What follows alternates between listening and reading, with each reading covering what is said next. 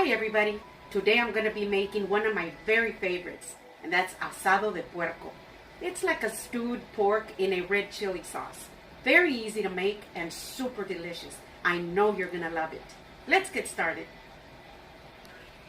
Now I'm going to start out with 2.5 pounds of pork shoulder butt steaks.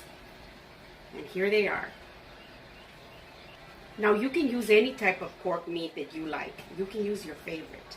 This is a good meat to use when you're going to cook something that's going to be cooked long and low. But you can use any kind that you want. So I'm going to start out by cutting it into pieces. But I wanted to tell you that I'm going to be posting all the ingredients and the amounts right here on the screen. And I'm also going to post it below in the description box so you'll know exactly what I use and how much. So I'm going to start out by cutting this up into small cubes. Now when I say small cubes, I like them into cubes, but not really small, but not too big either. See, and if I see a little bit too much fat like this, I remove that excess, but you do want some of the fat in there.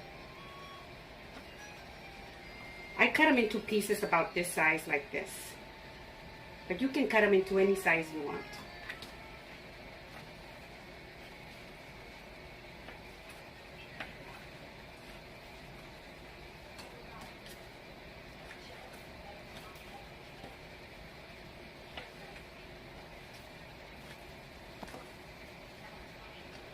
See? Now one of the reasons why I really like to use pork shoulder butt steaks is because of the bone. It's got a bone in it. I'm going to leave one piece of bone because I do like the flavor that it gives it.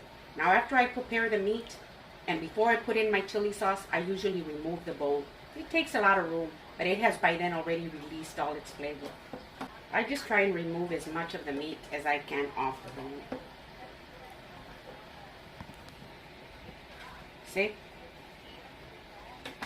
So now I'm going to clean up and get ready for our next step. Now in a pot like this, I'm going to go ahead and add my meat.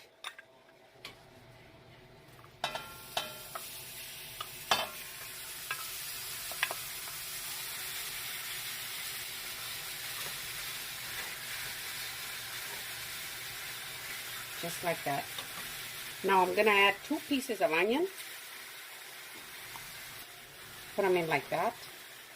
Now I've got some garlic that I want to put in there, but I like to give it just a quick mash in my molcajete because I want it to release its maximum flavor. So I'm going to mash them up just real quick like this. Just like that. And I'm going to add 1 cup of water.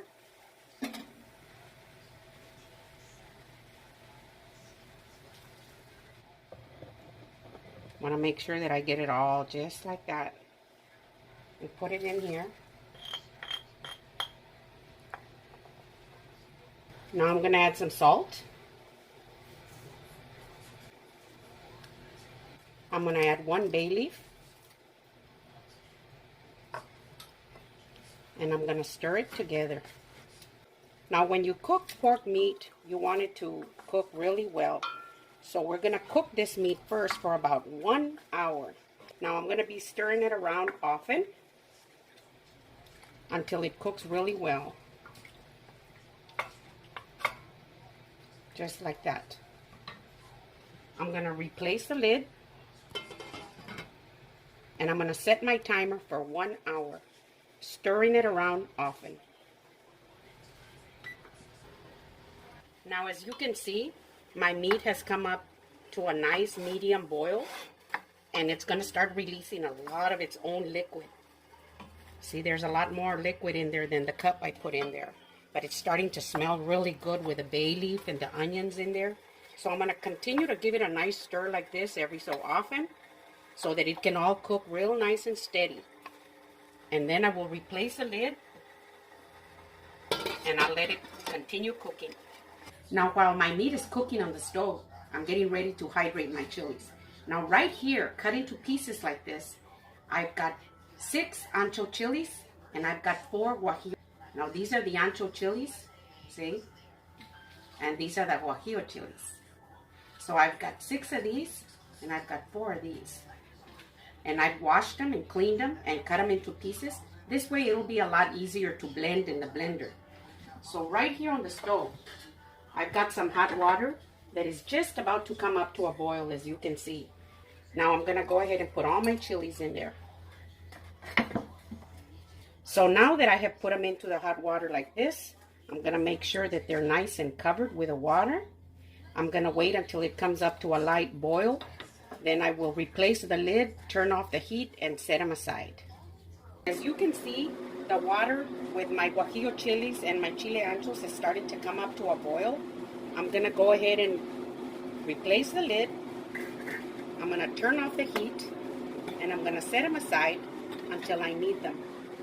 Now I wanted to tell you, if you've never had a dish that includes chile guajillos or chile anchos, don't let them scare you, because they look like they would be really hot, and it's a dish that you won't want to eat because you say that would be really tough on my tummy, but actually they're very mild, very aromatic, and they taste delicious. So don't get intimidated by them. Give them a try. I'm getting ready to make my red chili sauce.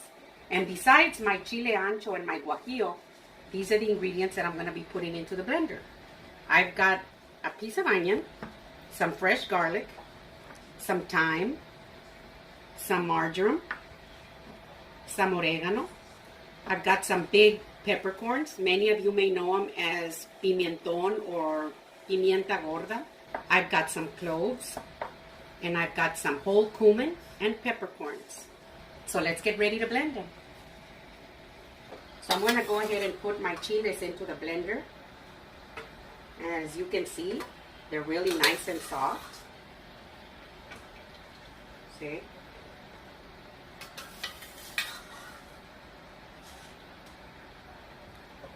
And I think I've got them all in there. So I'm going to go ahead and set this aside. And now I'm going to grind my spices. Now in my molcajete, I'm going to put in my cumin and my peppercorns. And I'm going to grind these up first. Now you can use the powdered form, or you can put in the whole pepper and the whole cumin into the blender.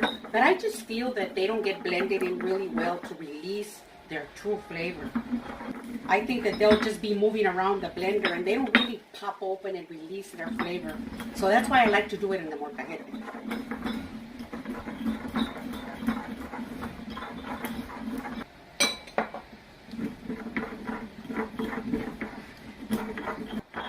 So I've got my cumin and my peppercorns nice and grounded here. I'm going to go ahead and add my garlic cloves. Now I like to cut the garlic cloves into little pieces like this. They'll be easier to grind that way.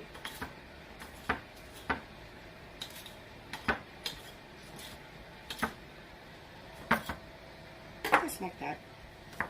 I'm going to grind this up real good.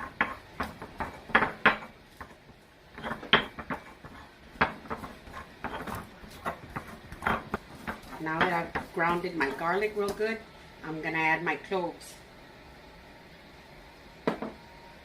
Grind those up. And these are real easy to grind. Oh, and they smell so good in here. Now I'm going to add my big peppercorns. And grind them up.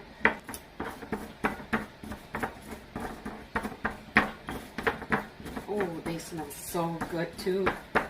It's just allspice. It's sweet and aromatic, and it's kind of cinnamon, a little kind of ginger, nutmeg. They're sweet, and they just give the dish that added plus in there. I'm going to add my oregano. And since it's already, crushed, I'll just give it a light little mash like that. Then I'm going to put in my marjoram. Just like that. My thyme. See, just a little mash just to bring it out. I'm going to add a little bit of water in here.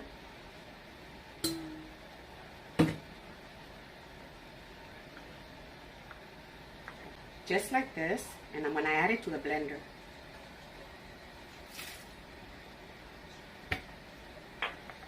Just a little bit more water.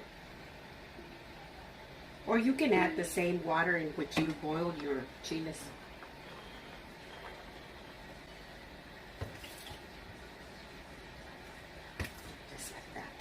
Now I'm gonna go ahead and blend them.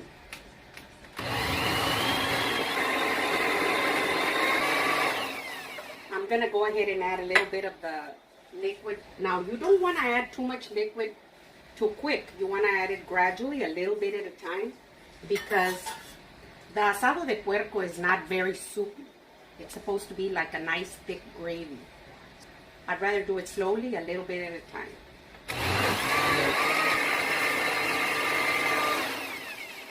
Now that I've blended this real good, I'm gonna go ahead and add my onion. It's easier to blend like that, I think.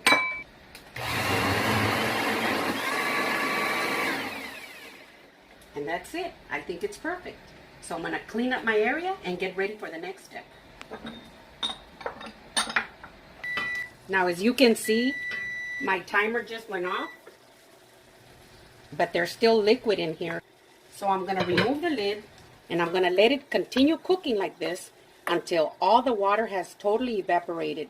And I'm gonna remove this bay leaf right here until all the liquid is gone. Now that the liquid is almost all gone, as you can see, it's now time for me to add my lard in there. This is gonna give it that delicious flavor. Just like that.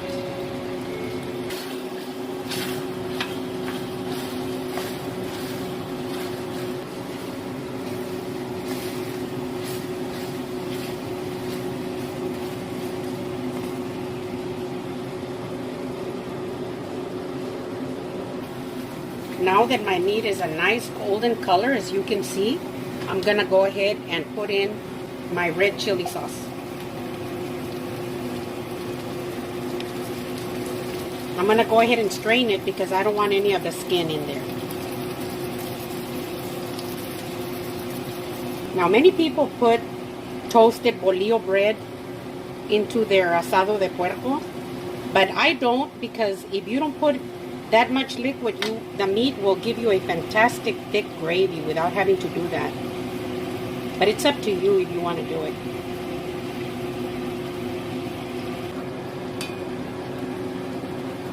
And that's good right there. Now, as you can see, this is what's left. And you don't want that into your delicious asado de puerco.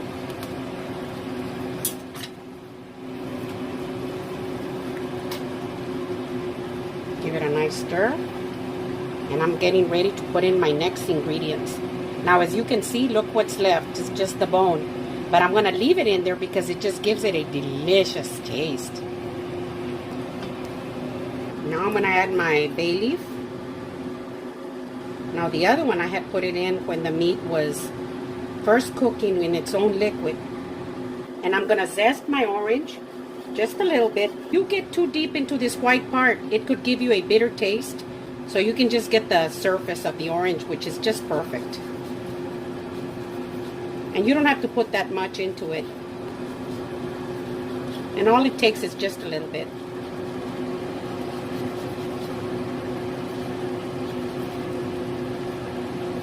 And this orange zest is going to give it a fantastic taste.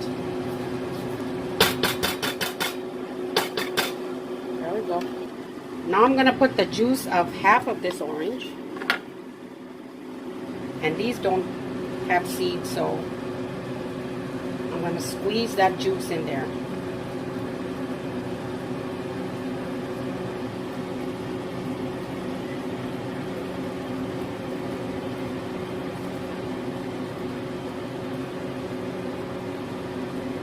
Just like that.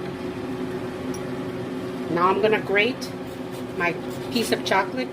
It's about this size.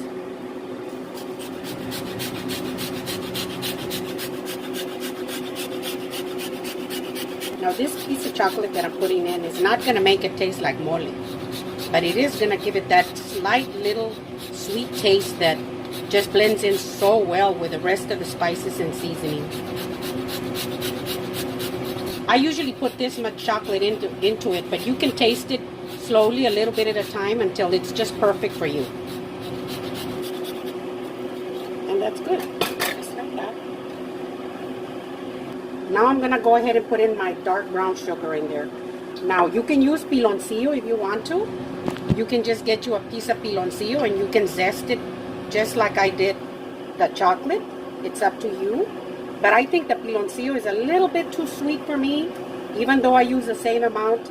But I think that the brown sugar is just perfect in here. Ooh, now that I put in my brown sugar, I'm going to go ahead and add some salt. Now, this will be to your liking.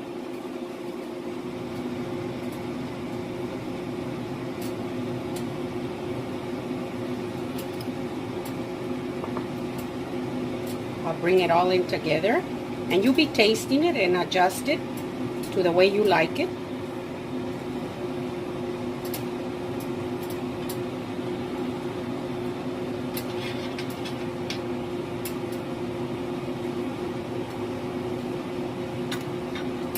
Oh my goodness, it is perfect. So I'm gonna go ahead and replace my lid. And I'm going to let it continue simmering like this for 20 minutes.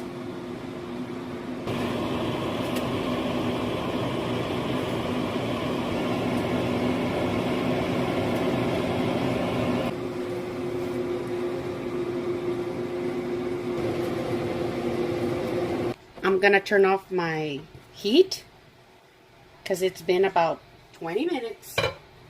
Oh my goodness, this smells wonderful.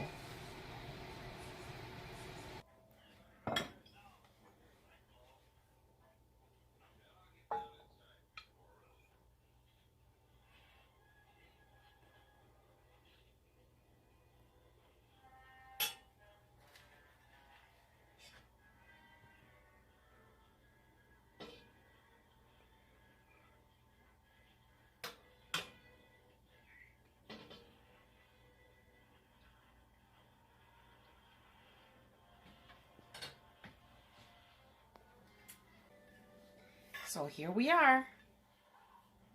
Look at that. So this is my asado de puerco, and we can't have it without our beans and our rice. Oh my gosh, it's so delicious. And I made some corn tortillas over here. Ooh, look at that, nice and soft. You can have them.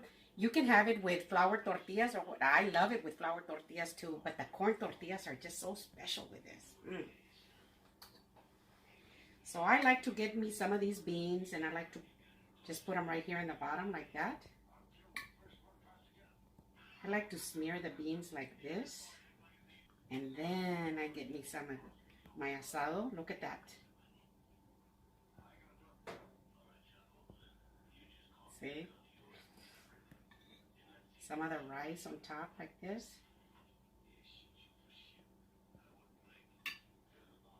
Very hot.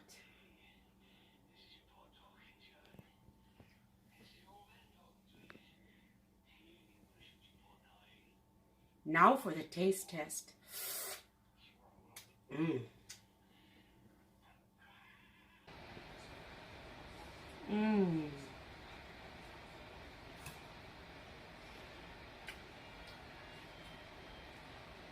Mm-hmm.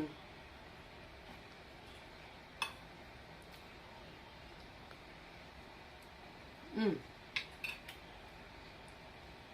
Oh my goodness.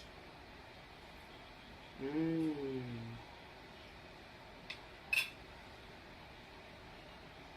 Oh man. Oh my goodness.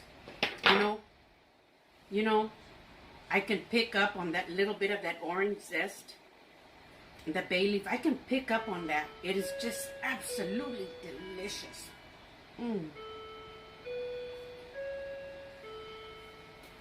Mm.